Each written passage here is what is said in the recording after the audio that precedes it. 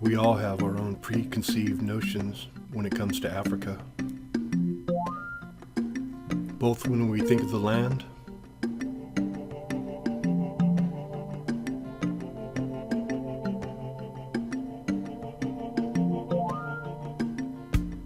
and when we think of the people.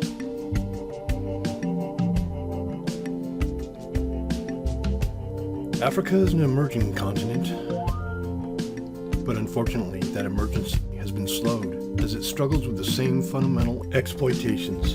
In a land where the rich have always had ample opportunity to become richer, but the poor have never had much opportunity at all. A land where nearly all resources are owned by foreign corporations. Those powerful corporations rely on African labor, perhaps accounting for the reason why that labor, that consists of the majority of the population of Africa, continues to be oppressed, not much different than it was in the days of slavery. You won't hear this mentioned by the United Nations, nor by their subsidiary, the International Labor Organization. They and all other organized groups in Africa completely ignore the oppression and seem to have forgotten that the people of Africa were once enslaved and are still enslaved today. By ignoring the injustice, it allows all African corporations and business owners to profit heavily off exploitation of the workers of Africa.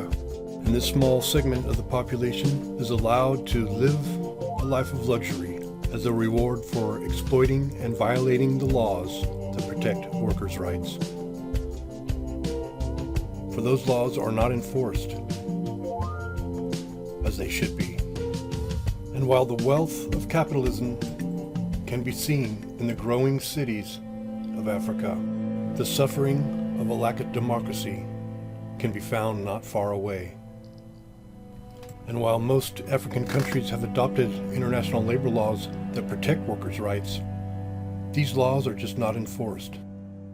There exists widespread and systematic violations of the labor laws occurring in Africa. The injustice has been occurring for so long that the workers know nothing different. They don't realize that the employer violations of law affect every aspect of their life.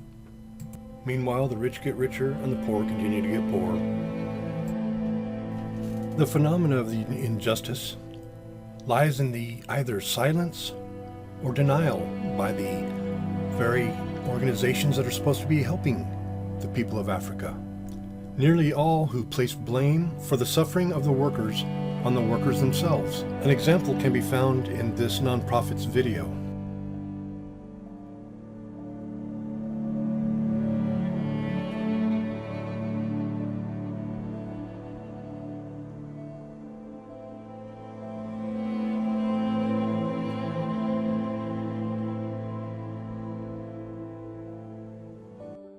I come from Isile Air Base. I met Dreams in 2017, October. In searching for a job, before I met the Dreams, I was almost being abused by my employer. So the Dreams, when I enrolled with the Dreams, they were able to mentor me, and I got courage to stand up again, not to look at what I was before.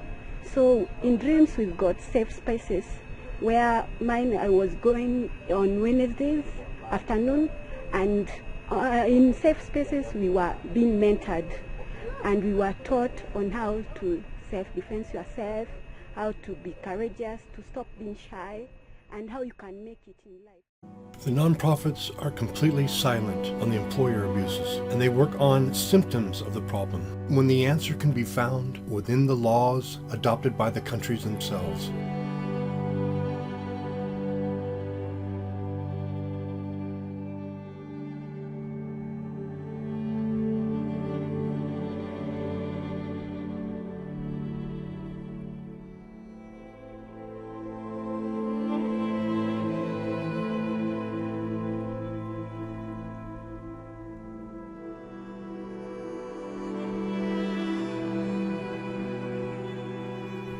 And while the organizations that know damn well what's going on keep silent, the Kenyan workers, who don't even know that there's a problem, will never come together and will never stand up for their own rights. and the African people will never have peace.